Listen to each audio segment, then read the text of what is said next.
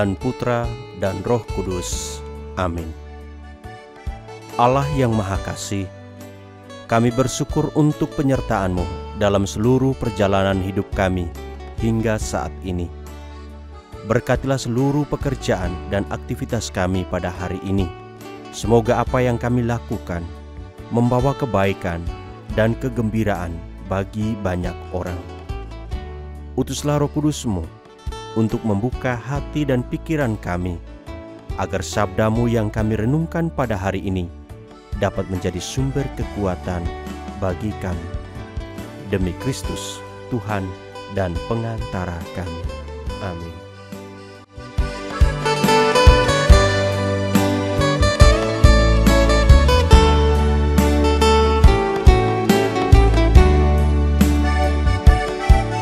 Saudara-saudari, sahabat Komsos yang terkasih dalam Kristus, salah satu tokoh yang paling menonjol dalam bilangan para rasul adalah Petrus.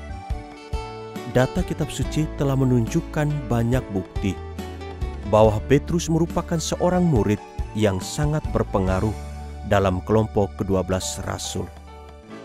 Yesus memberikan nama yang khas dan juga tugas kepercayaan yang istimewa kepadanya. Misalnya, dari Simon menjadi Petrus atau Kefas, dari seorang nelayan menjadi pemegang kunci kerajaan surga. Engkau adalah Petrus, dan di atas batu karang ini aku akan mendirikan jemaatku. Namun terlepas dari semua peristiwa itu, Petrus adalah sosok yang fenomenal. Ia kerap kali dikecam oleh Yesus karena sikap dan tindakannya yang gegabah. Dalam Injil hari ini, kita menyaksikan bersama tentang jawaban jitu dari Petrus mengenai siapakah Yesus itu. Dari sekian banyak murid, hanya Petrus yang mampu menjawab dengan benar, "Engkaulah Mesias, Anak Allah yang hidup." Menurut Yesus, jawaban yang dilontarkan Petrus adalah sepenuhnya gerakan dari Roh Kudus.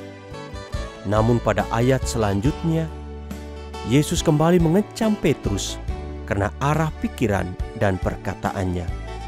Sebab yang ia pikirkan sangat bertentangan dengan pikiran Allah. Dari rentetan peristiwa ini, kita dapat melihat bahwa sosok Petrus memang sangat dekat dengan Yesus. Namun di lain pihak, menggambarkan kelemahan manusiawi yang melekat erat dalam dirinya. Ia yang berkoar-koar seolah ingin menjaga dan melindungi Yesus, toh pada akhirnya ia juga yang berkhianat. Dan Yesus telah lebih dahulu mengetahui itu semua, namun dia tetap memberi kepercayaan yang besar kepada Petrus. Inilah realitas ikatan yang sempurna di dalam Kristus, bahwa Dia memilih manusia rapuh untuk menjadi murid-muridnya. Santa Teresia Avila pernah berkata, kita selalu menemukan bahwa mereka yang berjalan paling dekat dengan Kristus adalah mereka yang harus bertahan terhadap pencobaan terbesar.